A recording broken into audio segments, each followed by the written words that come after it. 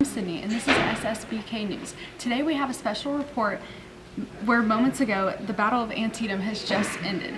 Over to you, Sarah. Thanks, Sydney. I'm here at Antietam where the battle just ended.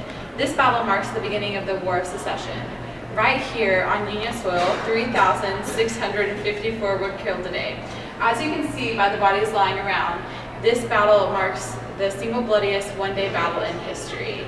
The Union launched various attacks that pierced the Confederates in the center, but the attacks were not completed. General McClellan failed to destroy Lee's army, but the Confederates withdrew first, making it a Union victory.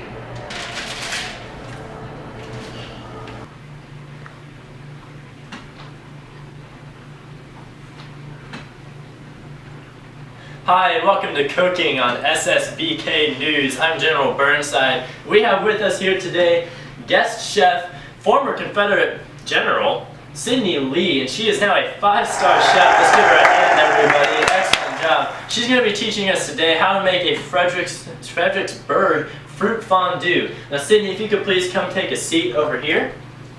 Thank you very much, Sydney. The most important thing you need to know about making this dish is that we are essentially recreating the Fredericksburg battle in a delicious form. So we are trying to create a food that is exactly like the battle was. So the one thing that was very important in this battle was a river. Now the river, the Union had to get across it so that they could establish a presence on the other side, which was closer to the Confederate capital, Richmond. So what we're going to do is we're going to add river water. Now we don't actually have river water with us, especially since some people might not be able to. So for those of you who can't, you can recreate river water by taking a simple tap water and then adding some milk into it to make it look a little bit murky.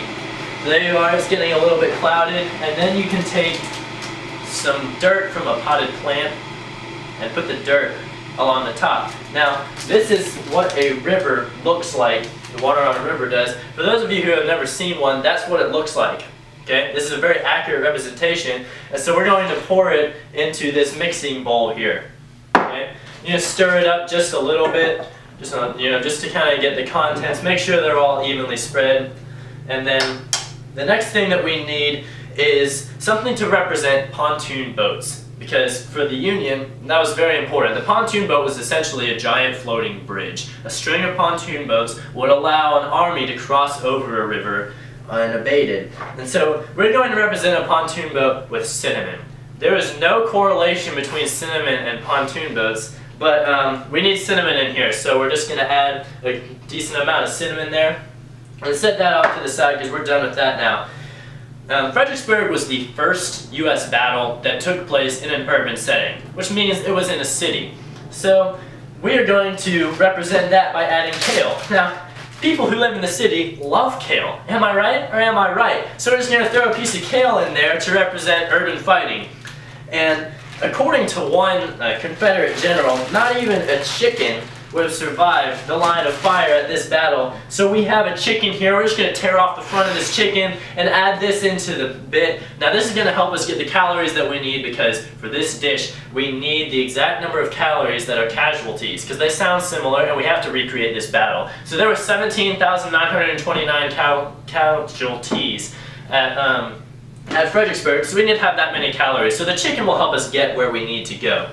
Now the last thing that we need is something to represent the taste of defeat, because we're representing the Union with this dish, and so what we're trying to do is get something that tastes like defeat. Now a victory would be we're going with cereal here. Victory would be one that has a great catchphrase, like Frosted Flakes, they're great! So the most famous cereal that has no catchphrase at all is Cheerios. No one knows what the catchphrase for Cheerios is, but we don't have any Cheerios. Corn Chex is second place, like easily. I mean, no one knows what the catchphrase for Corn Chex is. So we're just going to add some Corn Chex in there, and that's going to represent the taste of defeat for the Union. And so we're going to put it all in this bowl, and we're going to stir for 7 minutes, sorry, misspoke there. clockwise and then counterclockwise. So you just want to get it in. I'm not actually going to stir for that long because we don't have that kind of time on this show. So then you're going to put it in an oven at 500 degrees. Make sure we burn it because I am Burnside and I'm only a 2-star chef. So we're going to burn everything, cook it for 5 days, 500 degrees, and this is what the final product should look like here. Whew, it's hot. This is the famous Fredericksburg fruit fondue. That's how oven mitts on. Okay, be careful when you're handling that.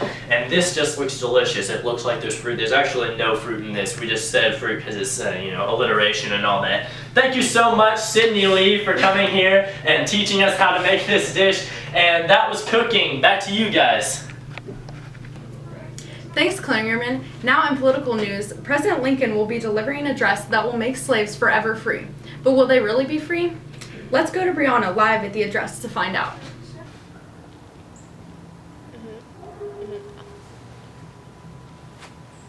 Oh, we're on? Oh, okay. Thank you, Sydney. I'm here live at the Emancipation Proclamation. The turnout is amazing. At least 200 people have showed up to hear President Lincoln speak. The energy is just crackling. You can see over there people have been tailgating for at least 3 days. Look, there's a party of at least 10 people.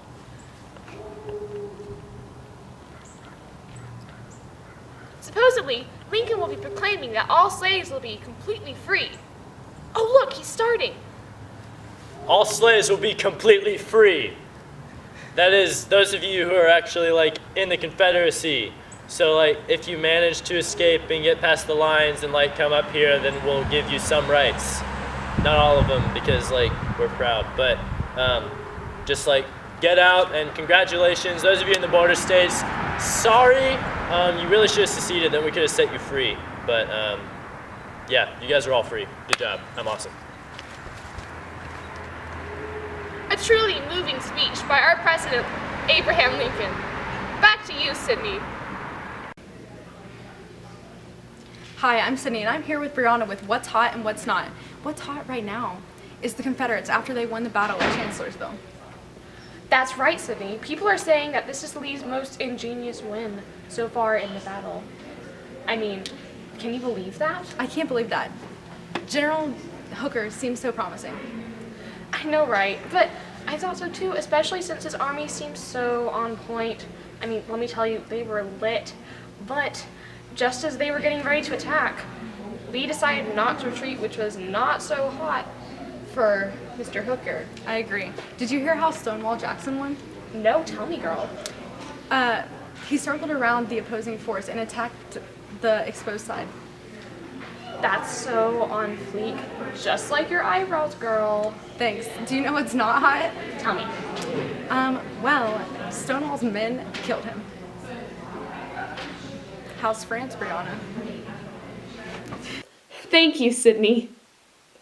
It is no secret that the Confederacy is holding out hope for international aid, and that news of the war has been spreading very quickly across the globe.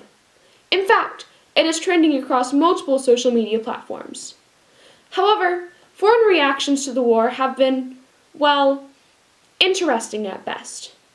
Take a look at this clip from a French news station covering the Battle of Gettysburg.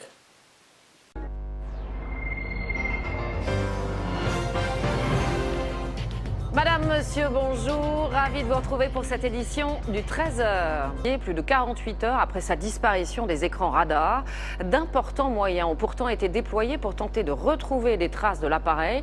Mais pour l'instant, rien de probant. Pour les familles des victimes, cette attente est insoutenable, même si l'issue ne fait guère de doute. Dernière précision avec Claude Sampère. Troisième jour de recherche et toujours rien. Aucune trace du vol MH370. En mer, plusieurs dizaines de navires poursuivent leur quête du moindre débris. Des bateaux appuyés par plusieurs hélicoptères et différents avions de secours. Les moyens sont considérables. 7 pays participent au quadrillage d'une vaste zone maritime entre la Malaisie et le sud du Vietnam. Hier, les autorités vietnamiennes pensaient avoir aperçu des débris près de l'île de To Chau. Fausse alerte, selon le responsable des recherches. C'est à Kuala Lumpur, en Malaisie, que toutes les recherches sont centralisées. Nous retrouvons sur place notre envoyé spécial Pierre Monégier. Pierre, bonjour. Accident ou terrorisme, on n'a toujours aucune certitude sur les raisons de ce drame. Pierre Monégier en direct de Kuala Lumpur. Merci à vous Pierre. Si la piste terroriste est sérieusement abordée, vous le disiez, réponse avec l'enquête d'Ambroise Boulez et Guillaume Michel. That's it for the news today. This has been SSBK News. Thank you and good night.